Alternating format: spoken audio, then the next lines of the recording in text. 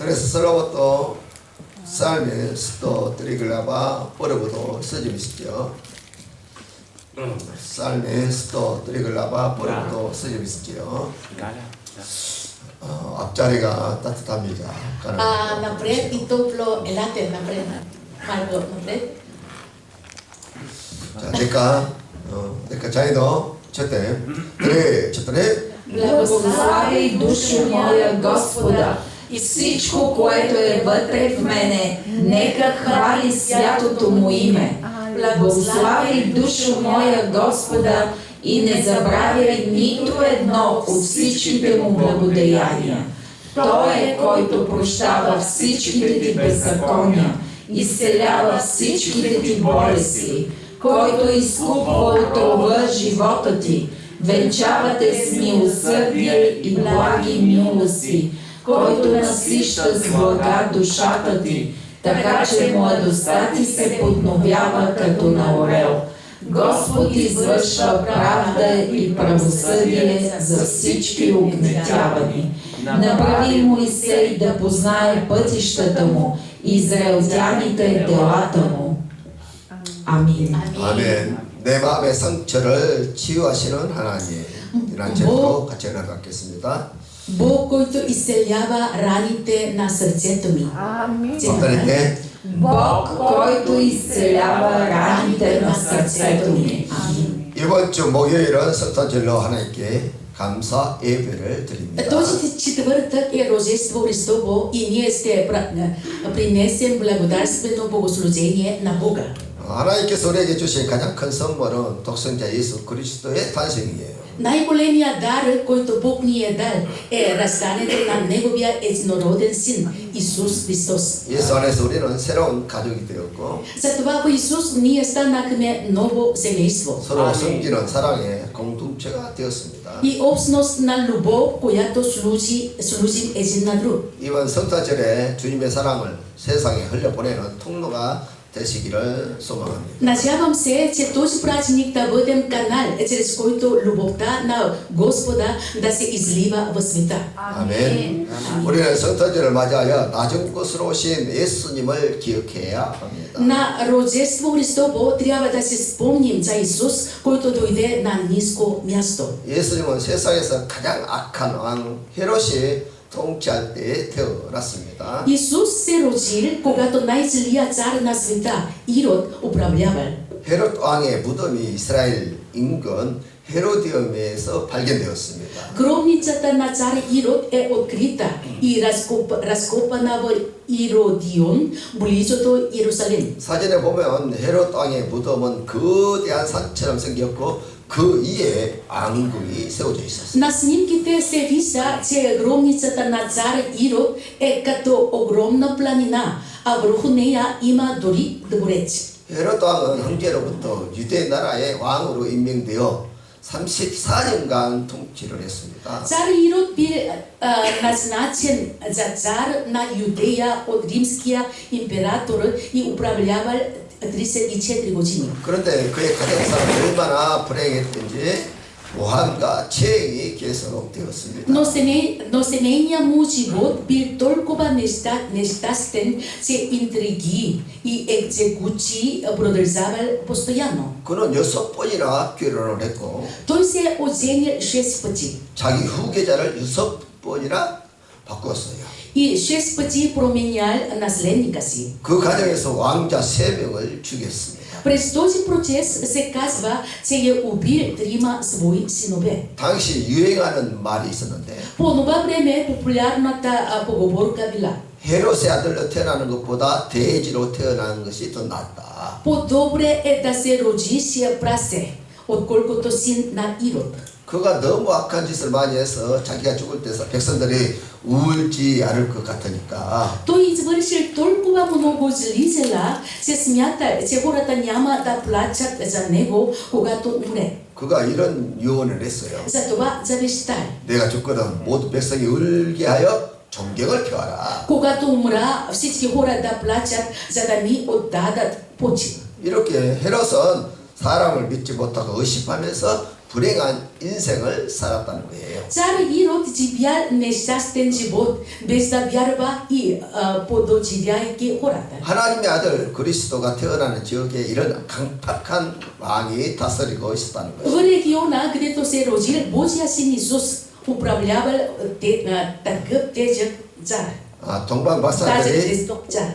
이런 왕을 찾아와서 말하기를 При този цар дошли мъдреците от изток и казали, 나라의 왕이 태어났다. че се е родил царят на Юдея. 그러니 헤롯 땅이 얼마나 불안하겠습니까? И така, колко неспокоен трябва да е бил цар Ирод. 그가 동방 박사들에게 말하기를 За това той помисли мъдреците, помоли мъдреците. 그 왕으로 난 아이를 찾거든 자신도 경배할 수 있도록 내게 말해 Ако 달라. намерите детето, което се е родило за цар, кажете ми, за да мога и аз да му се покланя. 그러나 실제로는 아기 예수를 죽이려고 하는 거짓말을 했던 것입니다. Но всъщност това била лъжа, целяща да убие бебето Исус. 나중에 동방 박사들이 베들레헴에 태어나신 예수 그리스도에서 알려주지 않고 자신의 나라로 갔습니다. Когато по-късно мъдреците не казали на Ирод за бебето Исус, родена в Бетлеем, и се върна. 헤롯은 2살 이하의 사내 아이들을 다 죽이라고 명령을 내렸어요. Ирод нареди да бъдат убити всички момченца на възраст до 2 години. 이렇게 악한 왕 때에 예수님은 태어나자마자 죽을 이 길에 취했던 것이지요. Така, по времето на този зъл цар, Исус се родил и веднага се изправил пред опасността от смърт. 실제로 베들레헴 지역에서 태어난 2살 아래 남자아이들 다 죽임을 당했다는 것입니다. Всъщност всички момченца по 2 години, родени в Бетлеем, били убити. 다행히 천사의 지시를 받아 요셉과 마리아는 일찍 이집트로 피난 갔기 때문에 죽음을 피할 수 있었습니다. За щастие, Йосиф и Мария, следвайки наставленията на ангел, избягали на време в Египет и избегнали смъртта. 아무리 악한 왕일지라도 하나님의 뜻은 이 땅에 이루어집니다. Без значение колко зъл е царят и колко пречи, Божията воля ще се изпълни на тази земя. 아무리 시대가 악하고 위험할지라도 하나님을 의지하면 Без значение колко зли и опасни на времената, 하나님을 의지하고 기도하는 성도는 반드시 승리하게 тези, които се уповава на Бога и се молят, неизбежно ще победят. 주님의 뜻은 반드시 이 땅에 이루어집니다. Божията воля ще се изпълни на тази земя. 아멘. 이렇게 예수님의 탄생은 당시 사람들에게 별로 환영받지 못했어요. Така, рождеството на Исус, раждането на Исус не било особено приветствано на хората от онова време. 하나님의 아들이 얼마나 초라한 곳에 태어났으면 Колко скромно място трябва да е било, щом Божия син се родил там. 마귀가 헤롯 왕을 조종하여 그를 죽이려고 했겠습니까? А дяволът манипулирал царя Ирод, за да се опита да го убие. 왕국에서 왕족의 아들로 태어났으면 이런 위험이 없었을 것입니다. Ако беше роден като принц в двореца, нямаше да има такава заплаха. 베들레헴의 길에서 산통이 시작되자 여간도 얻지 못하고 Когато болките започнали по пътя към Бетлеем, не намерили гостилница. 급하게 길가에 있는 말구유로 들어가서 아기를 낳았다는 것이. И бързо влезели в ясла на улицата, за да се роди детето. 예루살렘은 화려한 수도이지만 베들레헴은 소외된 지역입니다. Иерусалим е бляскава столица, но Бетлеем е маргинализиран район. 베들레헴은 지금도 무슬림들이 사는 가자 지구라고 할 수 있어요. Дори и сега Бетлеем е маргинализиран район в Бетлеем, в ивицата Газа, където живеят мусулмани. 이곳에서 사람들이 아무리 많이 죽어도 세상은 전혀 관심이 없습니다. Колкото и хората умират там, светът не се интересува. 세상은 화려하고 큰 것을 좋아합니다. Светът обича бляскавите и големи места. 좁은 문으로 들어가기보다는 넓은 문으로 들어가기를 좋아합니다. Хората предпочитат да влизат през широката врата, отколкото през тясната. 그런데 예수님은 예루살렘의 궁궐이 아니라 작은 마을 베들레헴의 말구유에서 태어나신 것입니다. Но Иисус се роди не в Иерусалимския дворец, а в ясла в малкия град Бетлеем. 주님은 이 땅에 오실 때 낮은 곳으로 오신 것입니다. Господ дойде на тази земя на ниско място. 우리가 주님을 만나려면 왕궁이 아니라 낮은 곳으로 가야만 할 수 있습니다. Ако искаме да срещнем Господ, трябва да отидем на ниски места, а не в дворец. 크고 화려한 곳이 아니라 작은 곳, 가난한 곳으로 가야 만날 수 있습니다. Можем да го срещнем на бедни и малки места, а не на големи и бляскави. 주님이 이 땅에서 사역하실 때 주로 가난한 사람, 병든 사람, 소외된 사람들을 찾아갔습니다. Когато Господ служеше на тази земя, той отива се предимно при бедните, болните и марганизираните, 그리고 전국 복음을 전하시고 그들을 치료해 주시는 것입니다. за да проповядва Евангелието на Царството и да ги изцелява. 왜냐하면 그런 사람들이 마음이 착하고 겸손해서 주의 말씀을 받아들이고 믿게 된다는 것이죠. Това е така, защото такива хора са с добро сърце и смирени, така че лесно вярват в Божието Слово. 그러나 부자, 권세자, 가진 자들은 주님의 말씀을 잘 믿지 않습니다. Богатите, силните и притежаващите не вярват лесно в Господното Слово. 그들은 예수님께서 하나님의 아들 되심을 인정하지 않습니다. Те не признава се, че Исус е Божия син. 그래서 예수님은 낮은 자들을 구원하시기 위해서 낮은 곳으로 오신 것이죠. Затова Исус дойде на ниско място, за да спаси тези, които са унижени. 세계적인 바이올린 연주자 요한 네스 요셉이라는 사람이 있는데 Един ден световно известният цигуляр Йоханес Йосеф свири на цигулка, облечен в обикновени дрехи в метростанция в Нью Йорк. 그는 수천만 원짜리 바이올린을 들고 세계적인 곡을 연주를 했습니다. Той свири музика от световна класа на скъпа цигулка. 그러나 대부분의 사람들은 그냥 다 지나갔어요. Въпреки това, повечето хора просто минавали покрай него. 단 몇 사람만이 멈춰서서 그의 음악을 들었습니다. Само няколко се спирали да слушат музиката му. 이 이야기는 가치 있는 곳이 낮은 곳에 있을 때 사람들은 쉽게 지나쳐 버린다는 것을 보여줍니다. Тази история показва, че когато нещо ценно е на ниско място, хората лесно го подминават. 예수님도 왕국이 아니라 베들레헴의 말구에서 태어났기 때문에 세상은 그분을 전혀 알아보지 못했다. Исус също не би разпознат от света, защото е роден в ясла в Бетлеем, а не в дворец. 그러나 멈춰서서 바라보던 소수의 사람들이 있는데 Въпреки това имало малцинца, които спрели и прегледнали към него. 목자들과 동문 박사들만이 하나님의 영광을 경험했다. Само овчарите и мъдреците преживели Божията слава. 오늘 낮은 곳으로 오신 예수님을 다 만나시기를 주의 이름으로 Благославям ви в Господното име всички да срещнете Исус, който дойде на ниско място днес. 아멘. 혹시 여러분의 마음속에는 지워지지 않는 상처들이 있으십니까? Имате ли белези в сърцето си, които не могат да бъдат заличени? 과거의 실수에 대한 죄책감, Чувство за вина от минали грешки, 사람들에게 받은 배신감, предателства от хора, 나를 향한 비난의 소리, думи на осъждане, 이유 모를 불안감과 우울감, необяснима тревожност и депресия. 이러한 것이 당신의 영혼을 짓누르고 있지 않습니까? Дали тези неща не притискат душата ви? 현대는 풍요롭게 보이지만 아이러니하게도 사람들은 마음의 병을 알고 있어요. Съвременният свят изглежда изобилен, но парадоксално хората страдат от болести на сърцето. 우리는 종종 그 상처를 애써 외면하거나 빨리 잊어버리려고 합니다. Често се опитваме да игнорираме тези рани или да ги забравим бързо. 마음의 상처는 쉽게 사라지지 않고 그림자처럼 따라다니며 괴롭힙니다. Но раните на сърцето не изчезва лесно.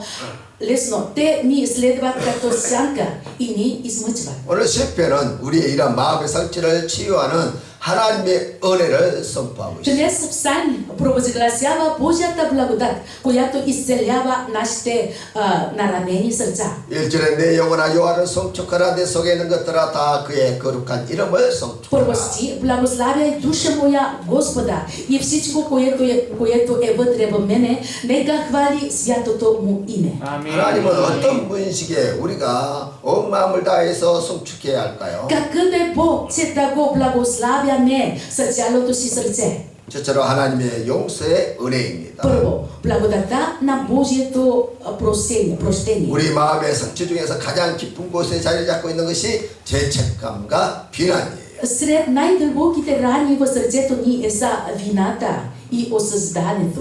그때 내가 그러지 않았더라면 Ако само не бях направил това тогава, 내 잘못 때문에 이 모든 일이 시작되었어. всичко това е по моя вина.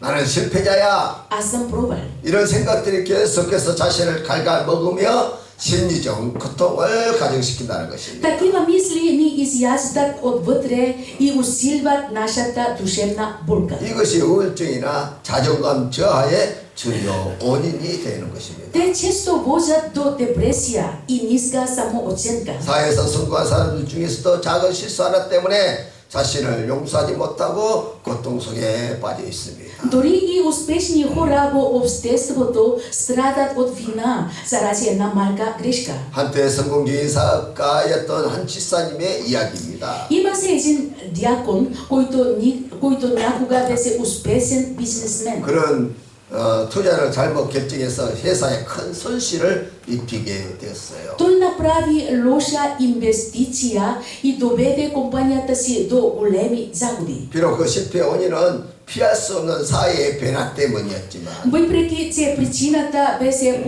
пазарна промяна. 그런 모든 잘못을 자신의 탓으로 돌리며 계속해서 죄책감에 빠져 있었습니다. Но той пое цялото вина върху себе си. 그에게는 잠못이루는 밤이 계속되었고 사람들의 시선을 피해 다녔습니다. Той страдаше от безсъние и се страхуваше от погледите на хората. 그의 마음은 분노와 좌절, 자기 비난의 쓰레기들로 가득 차 있었습니다. Сърцето му беше пълно с гняв, отчаяние и самоунищожителни мисли. 그는 좌절하기를 죄책하기를 나는 용서받을 자격이 없어. Той си казваше, не заслужавам прошка, 나는 존재할 가치가 없어. нямам стойност. 이 사람처럼 죄책감은 우리를 과거에 묶어두어 새로운 시작을 가로막는다는 Вината 것입니다. ни връзва към миналото и ни пречи да започнем отново. 하지만 실패는 무엇이라고 선포합니까? Но какво провозгласява в Псалми? 3절에 내 모든 죄악을 사하시며 Трети стих, който прощава всичките ти беззакония. 또 12절에 동이서에서 먹은 것 같이 우리의 죄가를 우리에게서 멀리 12 стих, 옮겼었으며 както изтокът е далеч от запад,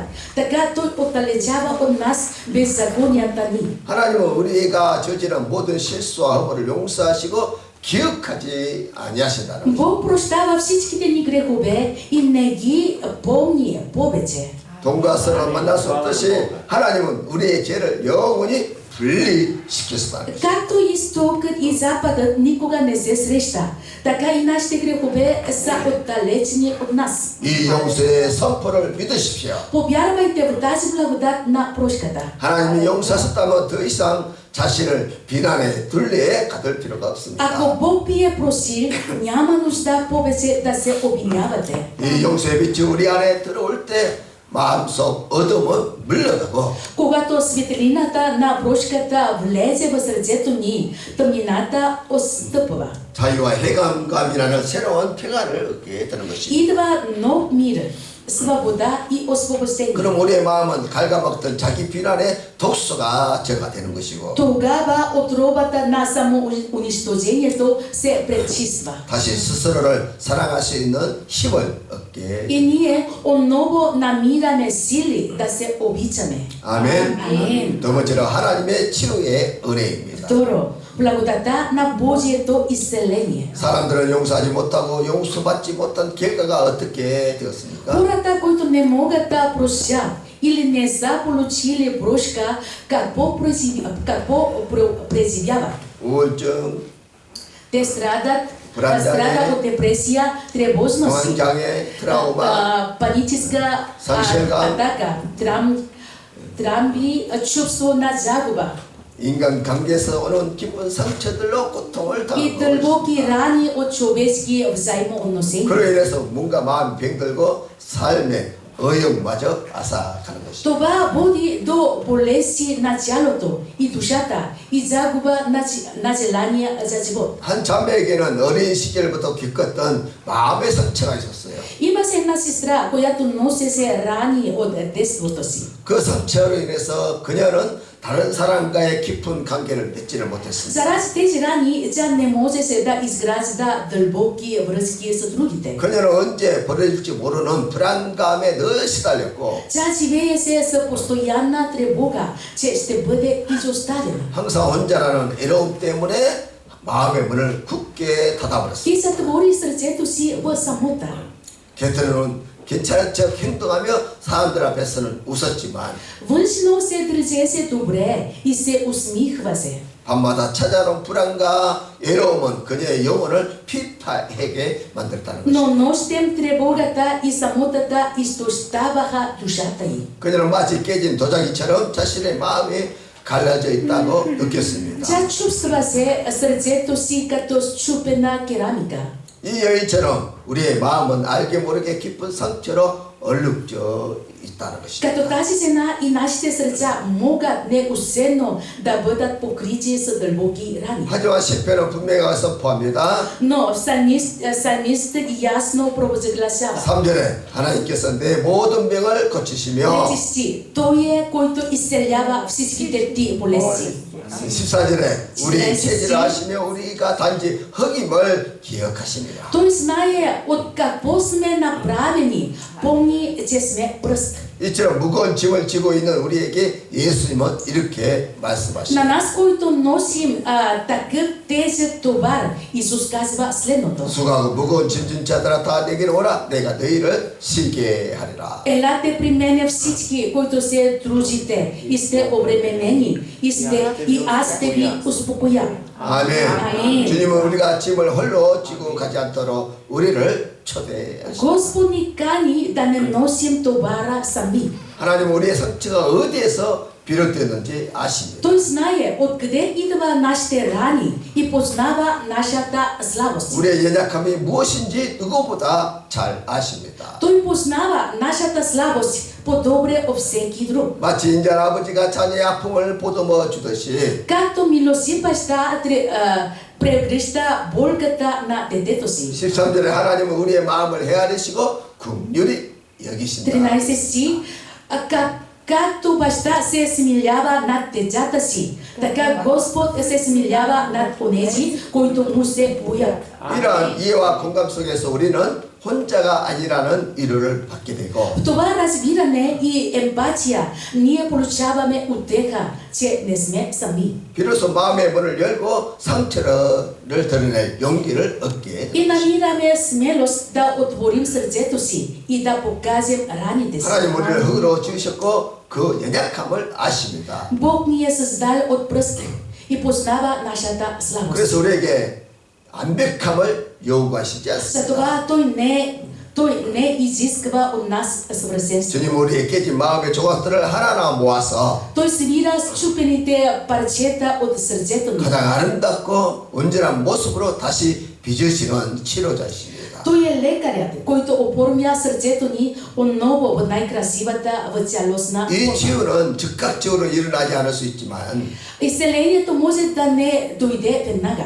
하나님의 손길을 신뢰하고 그분께 우리의 상처를 드러냈을 때 Но когато му се доверим и му предадем раните си, 치유와 회복의 길이 열리게 될 것입니다. пътят към изцеление и възстановяване се отваря. 아멘. 아멘. 세 번째는 자존감을 회복시키는 은혜입니다. Благодата на възстановеното самоуважение. 현대 사회는 끊임없이 우리에게 묻습니다. Съвременното общество непрекъснато ни пита: 무엇을 이루었는가? какво си постигнал? 성과 중심의 문화 속에서 우리는 자신의 존재 가치를 증명하라고 합니다. Култура основа на постиженията, ние се опитваме да докажем собствената си стойност. 스펙, 예모, 재산, 성공 등으로 평가받으라고 합니다. Оценяваме се през квалификации, външен вид, богатство и успех. 이 과정에서 우리는 쉽게 좌절하고 Този процес лесно се обезкуражаваме 나는 쓸모없는 사람이야. и казваме следното: аз съм безполезен, 나는 상처, 나는 사랑받을 자격이 없어. не заслужавам любов. 이렇게 자존감이 낮아지는 자신을 보게 되는 것입니다. Така започнем да виждаме себе си с ниско самоуважение. 회사에서 부당한 уважение. 대우를 받고 해고된 한 청년이 있었어요. Един млад човек беше несправедливо уволен от работа. 그런 자신을 무능력하고 가치 없는 존재로 여겼습니다. Той започна да се чувства неспособен и без стойност. 아무도 자신을 필요로 하지 않는다고 생각하고 한동안 폐인처럼 지냈습니다. Мисля се, че никой не го нуждае и живее се като оселник. 거울에 비친 자신의 모습이 초라하게만 느껴졌습니다. Образът му в огледалото му изглежда се жалък. 이 청년처럼 우리도 세상의 평가 앞에서 자신의 가치를 잃어버릴 때가 있습니다. Както този младеж, и ние понякога губим усещането на собствената си стойност пред оценките на света. 하지만 하나님 우리에게 무엇이라고 Но 말씀하십니까? какво казва Бог? 4절에 내 생명을 파멸해서 성령하시고 인자와 긍휼로 간을 씌우시며 Връзчи, който изкупува живота ти от гибел, който те увенчава с милост и благост. 하나님은 우리의 애적인 조건이나 성과를 보시는 것이 아니라 Бог не гледа външните ни постижения, 인자와 긍휼로 대하시며 존귀한 자녀로서 왕관을 씌워 주십니다. а ни увенчава като скъпоценни деца със своята милост и благост. 이 말씀은 우리의 존재에 대해 하나님의 사랑을 부어되어 있음을 지금 선포하고 있어요. Това слово провозгласява, че нашето съществуване носи Божията любов. 세상이 우리를 어떻게 평가하든 하나님은 우리를 존귀한 존재로 보십니다. Независимо от оценката на света, Бог ни счита за ценни и достойни. 그래서 우리는 하나님의 무조건적인 사랑 안에 거해야 합니다. Затова трябва да си беем под Неговата безусловна любов. 우리는 더 이상 세상의 평가에 울고 웃는 존재가 아니라 Вече не сме същества, които плачат и се смеят на оценката 나는 на 사랑받는 света. 하나님의 자녀에게 자신을 소중히 여겨야 합니다. А трябва да се грижим за себе си, защото сме възлюбени Божии деца. 매일 거울을 볼 때마다 이렇게 선포하십시오. Всеки ден, когато се погледнете огледалото, провъзгласете: 나는 하나님의 사랑을 받고 있다. аз съм обичан от Бог. 아멘. 결론입니다. Заключение. 우리의 마음대로, 우리의 마음은 때로 죄책감, 상처, 낮은 자존심감으로 인해 무너지고 Понякога сърцето ни се разрушава от вина, рани и ниска самооценка. 삶의 의욕마저 잃어버릴 때가 И 있습니다. губим всякакво желание за живот. 그러나 오늘 시편은 분명하게 말합니다. Но днес в псалми ясно провъзгласява: 하나님 우리의 죄를 용서하시고 병든 마음을 치료하시고 Бог прощава греховете ни, изцелява болното ни сърце 우리를 존귀한 자녀로 회복시키시는 분이십니다. и ни възстановява като Негови скъпоценни деца. 하나님은 죄책감에 굴려서 우리를 해방시키시고 Бог ни освобождава от оковите на вината 더 이상 강하게 묶이지 않도록 하십니다. и ни помага да не бъдем повече вързани към 하나님은 깊은 миналото. 상처와 트라우마를 아시며 Бог познава нашите дълбоки рани и драми 우리를 부드럽게 어루만지는 치료자이십니다. и ни докосва нежно като лек. 하나님은 세상의 평가가 아닌 사랑과 긍휼로 우리를 바라보시고 Бог не гледа на оценките на света, 자녀들의 왕관을 씌우시는 존귀하신 아버지이세요. а ни увенчава с корона на милост като свои деца. 그러므로 우리는 더 이상 상처에 묶인 존재가 아니라 Затова ние вече не сме вързани от раните. 용서받고 치료받고 존귀한 하나님의 자녀들입니다. А сме прощени, исцелени и възстановени Божии деца. 이 길을 Амин. 붙잡고 치유와 회복의 길이 활짝 열리기를 주 예수 그리스도의 이름으로 기도합니다. Нека тази истина отвори път към изцеление и възстановяване в името на Исус. 아멘. Амин. 매일 거울을 보면서 이렇게 선포하세요. Всеки ден, когато се погледнете в огледалото, провъзгласете. повторите. Повторете. 나는 하나님의 사랑받는 자녀이다. Аз съм възлюбено Божие дете. Аз съм възлюбено Божие 내 дете. 과거는 용서받았고 내 상처는 치유되었다. Миналото ми е прощено, раните ми са изцелени. Миналото Ми е прощено, раните ми са изцелени. 나는 존귀한 존재이다. Аз съм ценна и достойна личност. Аз съм ценна и достойна личност. 아멘. Амин. 아멘. Амин.